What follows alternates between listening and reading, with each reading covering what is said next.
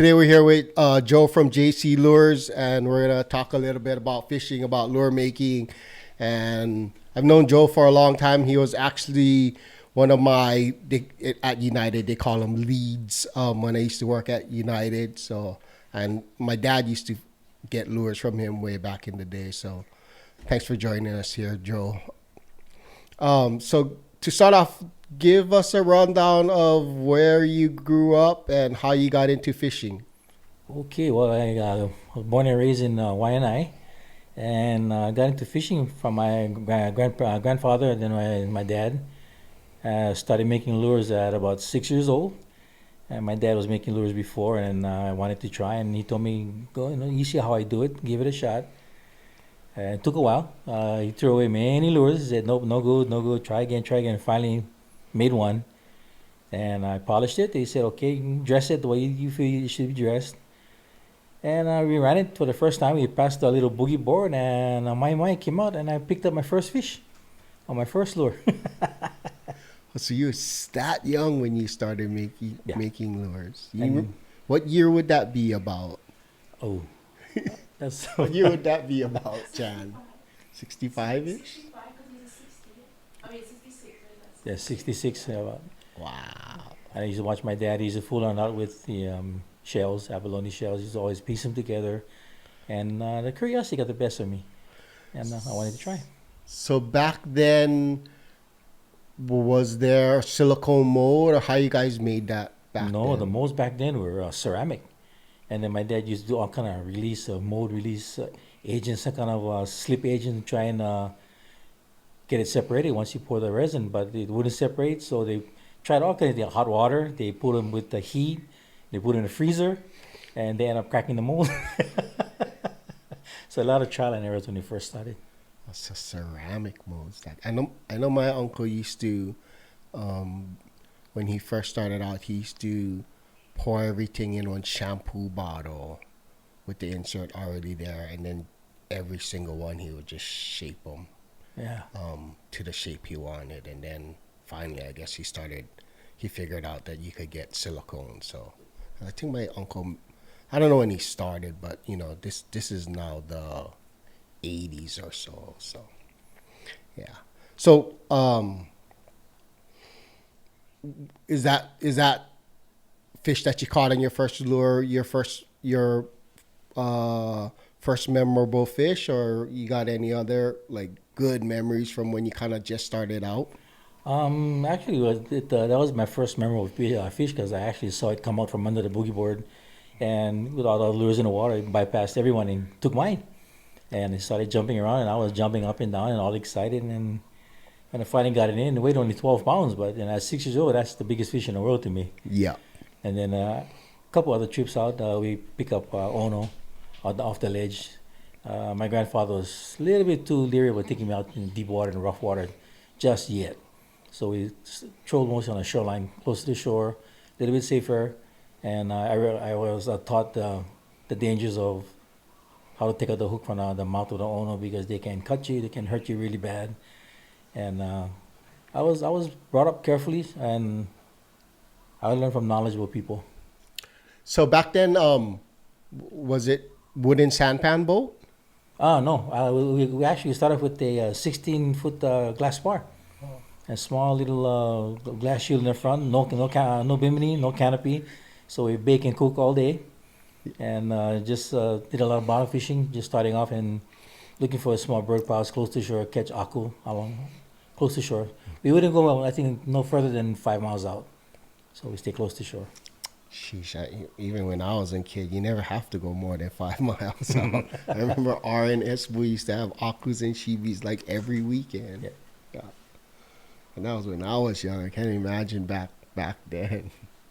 What sort of hooked you into? Obviously, you've been doing this for a really long time. So, what hooked you into making fishing lures? Like I see a lot of guys that make lures, and they might even make lures well, but 5 years later or 3 years later, they're done. So, what is it about making fishing lures that keeps you? For me, I would say patience. I have a lot of patience, and I am very meticulous. I try, instead of like the square inserts, and my son would tell me, Dad, why don't you just wrap the insert around it, like the paper? I said no because it'll bulge on the corners. But it takes too much time. I said that's what I have is time and patience. And take all that time to go and make one lure. And the process, making the lead, the cutting the tubing, reflective paper, eyes, initial, pouring it, then polishing it. It's it's a long process, and the final outcome is a perfect lure that you look and is balanced and it runs straight. And first time in the water, it catches a fish, and that's the ending goal. Yeah. That's for me. That's I have patience. That's why I've been making aqua lures for many years. Yeah, just so you guys know, Joe, in my mind anyways, Joe specializes in aqualure. So, for years and years and years, people would ask me, oh, you make aqualures? And I say, no, go see Joe. I always get mine from him when I see him at the expos and stuff. But my first introduction to your lures before I even was working at United is my dad had a 9+ red paper bullet, crack glass, crack mirror, and he had a white outer skirt, a plain white outer skirt, and a fire engine red inner skirt. And he ran that on his starboard corner, and that thing, I should have brought it. That thing is like destroyed. Everything used to bite that thing. And so he ran it basically until there ended up getting a huge crack in the front, like sort of leading point of it. And then I was kind of just starting to make lures at that point. This is when like my dad would let me run one of my lures in his spread, right? And then everything else would be, and then he got another one from you. This is right around when I started working at United. He got another one from you. And same thing. That thing used to just murder. So when I when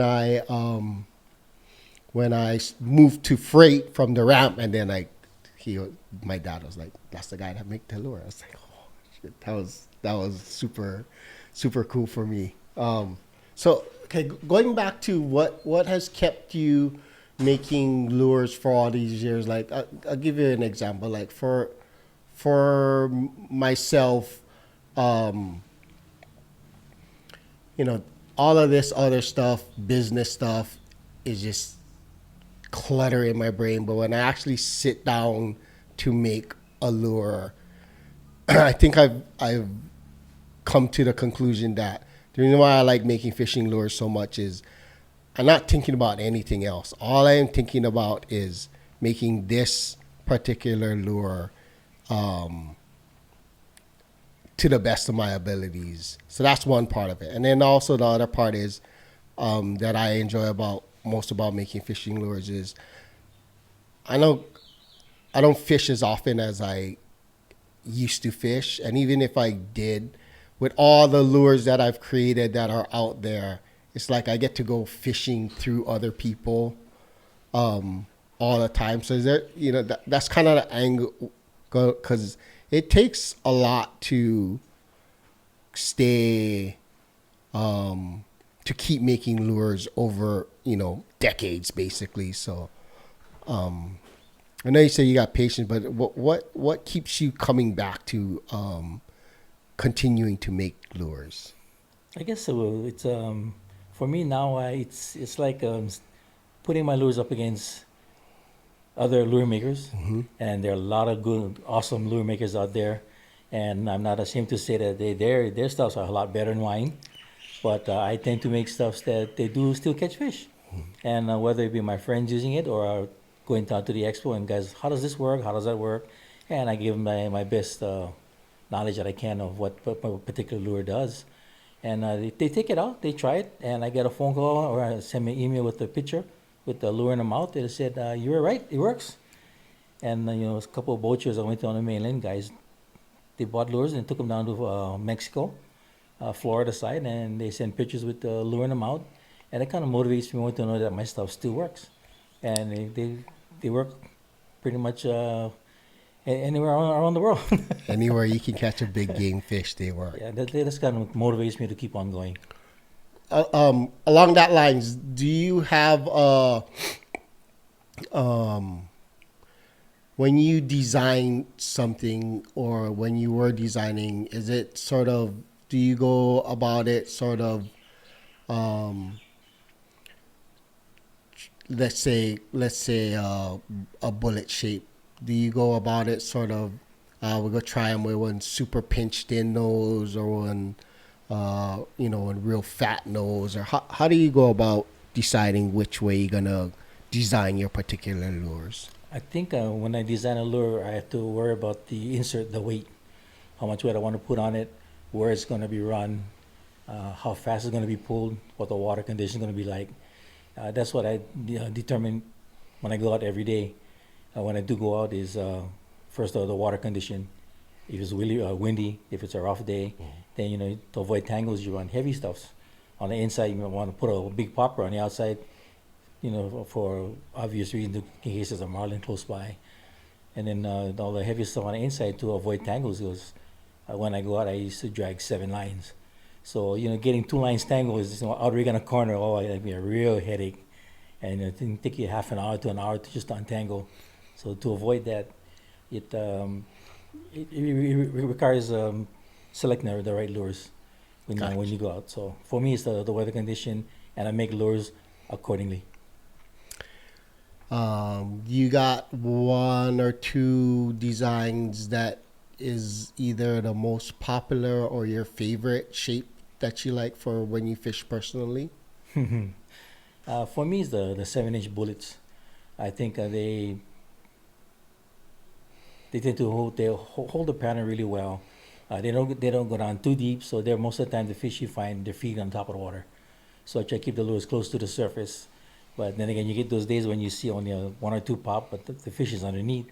Then you put the heavy lures, take the lures down, or even slow down your speed, take the lures to the fish. So it really depends the elements around you. So a 7-inch bullet is one of your favorite lures. Yeah. How about is there any big or memorable fish that stick out in your mind that one of your customers has caught? For me, I think a good friend of mine, his name is Jesse, and he goes out a lot by himself, and he runs most my 7s and the cut face, and again he runs according to what the water condition is like, and then his speed varies on the lures that he pull. And he came back one day, he had 5 tuna, and I think he had a triple and 2 singles. And mind you, he's a lone man fisherman, so you go there by yourself and you pick up 5 tunas one day, 5 ahi in one day. That's an accomplishment. That's an accomplishment for sure. Cool. Okay, so when we used to work at United, and I would come to the warehouse and I would bring all my I was into spear fishing at the time, so I would bring all my spear guns and leave them in the locker room. And then I remember you used to say, "Oh, I'm gonna go catch kala today," and I asked you, "Oh, how you catch kala?" He's like, "Oh, you use the limu and you catch kala." I go, Miley Point, I go, da da da da da, and I remember walking away from that and thinking, I'm like, as from a diver aspect, right? I'm like, how the kala gonna eat your limu versus all the other limu floating around in the water? But every time you'd be like, "Oh yeah, I caught kala. I caught Ninu," and I'd be like, "Oh, this guy, he get him." So, on that note, and I have another tip that you told me in my mind that I'm not gonna say on to the public, but I know you got some tips. So, give us a couple of good tips for guys out there. Some that you could share. Maybe one that you could share. Usually when I'm going out catching kala and ninoi, of course you select the limu on the reef. You tend to look for the young ones, But what you do not do is you don't try to go out at low tide.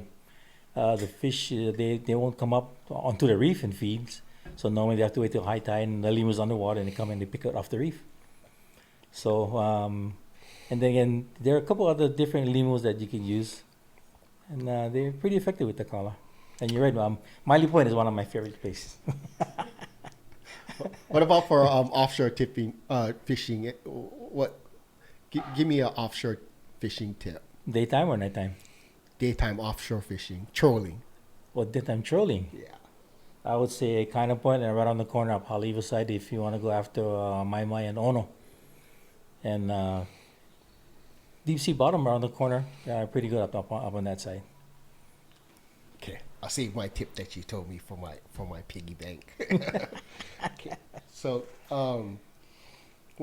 what's your future plans for the business in general? I know you guys just got a website kind of going. I know you guys just did a expo here locally in Hawaii, and then you guys are gonna go to one of the California expos or something like that.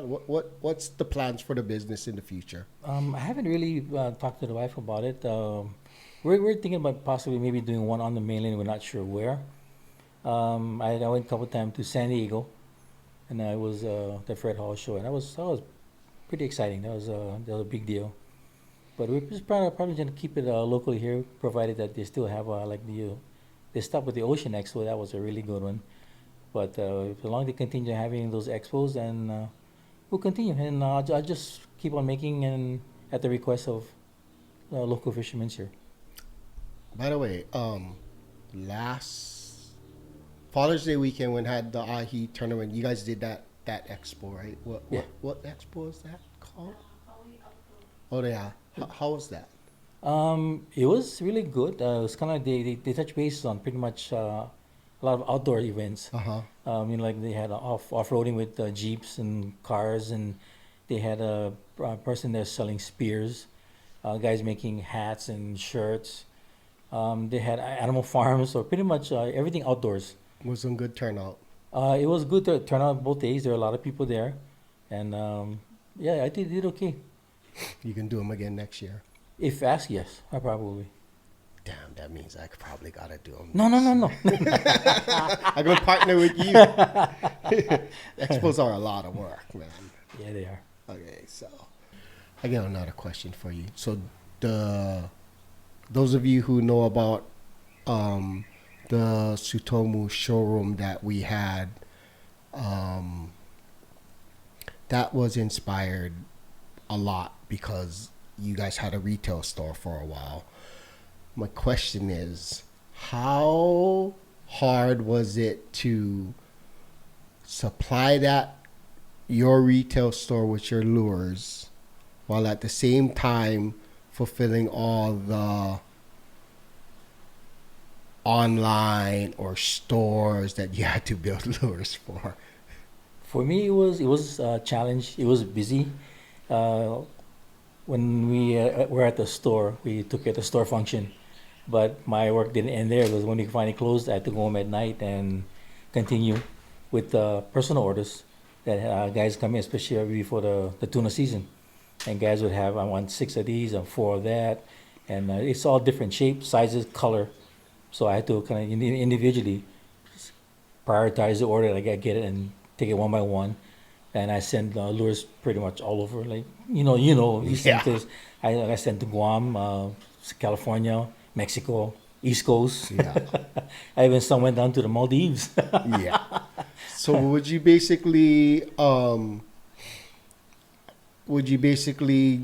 reserve X amount of lures that you had made for the store, and then these ones over here you just working on for your custom orders or your dealer orders, and they wouldn't crisscross for the most part? No, they were kind of kept separate. Yeah. Whatever I made for the store stayed with the store, and whatever people they come into the store and they say, I want this, but can you have it with this color instead of blue? Can I have it with black?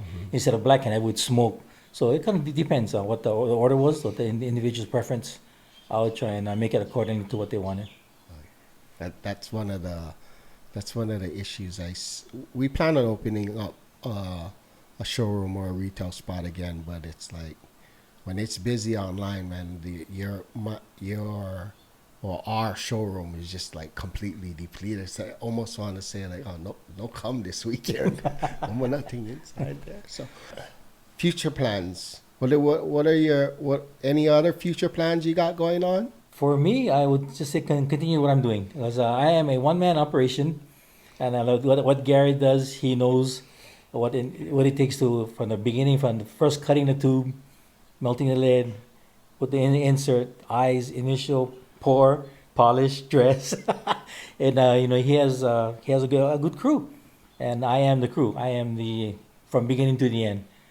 So when I make a lure or a certain a particular order, I normally tell the person that it may take a little bit of time, but I will get it done, and I will let you know when I'm done, and I'll put my best foot forward to get it to finish it as soon as I can. I gotta get you set up with our at least maybe our lead guy. Then you don't need poor lead. You just give them the tubing and the copy of the money. Let them pour the lead. That is a whole day project, just pouring lead. Yes, I know. When you said, "Oh, I cut the tube and poured it," I'm like, "Oh yeah, I forgot about that part." I haven't done that for a while. But I mean, that used to be 2-3 days of just pouring lead. Man, Yeah. that. Still go fish a lot? You go trolling a lot? Not too much now. I go out whenever I get the chance to, and I like to do. When I finally get back into it, I'll probably stick around with the night fishing, with the opelo, akuli, mempachi. Go to the buoys in the morning, but as far as going out, not too much. You prefer staying up all night for fish akuli and stuff. Yeah, I can. I've done that, and you get those nights when the fish bite slowly, Yeah. and it'll take all night just to fill up maybe 2 coolers or just to get 100 pounds. Yeah. And you get some days when the bite is really on, and by 1 o'clock you fill up 3 coolers. Yeah. So it really depends on the night the fish is there when they're biting and You, when they're not. I think you get that from working at United. Now, after a while, it's like probably we used to do that too. We used to, hook a kule for make some extra gas money or whatever boat maintenance. But after a while, I'm like, man, this is brutal. The next day, you cannot do nothing. So Yeah, it's fun though when it's biting. It can go by fast. Happy hour can go. Yeah. Fill up the 100 quart in a harvest. Especially if you get a pot that's biting right at the get go, right from the sundown. By midnight, you can fill up your 3-4 coolers, Yeah. a couple 100 pounds, and to make your night short, you be in the harbor by midnight, 1 o'clock in the morning. Okay, let me word this question correctly. When you come out of the harbor, you gonna fish at night. You go left or you go right most times. which way you like better, left or right? That's all you gotta say, left or right. I go right. You go right. Well, Again, most of the time I go right. that's why we know what you call, because we're up right from you. So when I haven't gone in a while, but yeah, when we used to hook a kule, when me and my cousin was serious about hooking a kule, most times it'd be kaneoing, because we tried like Campbell side of that, and yeah, they bite, but seem like get the big kind for make you wait fast. But Yeah. we pretty much exclusively did kaneohe for that. Okay, Joe, awesome talking to you. We definitely want to have you back. We're definitely gonna dig out that red lure and show it to the audience here. But so the best way people can find you, contact you in order to place orders is to go to your website, and all your contact information is there. Yes, and give me a call, and I'll take the order over the phone, and see what I can make for you, and we'll go from there.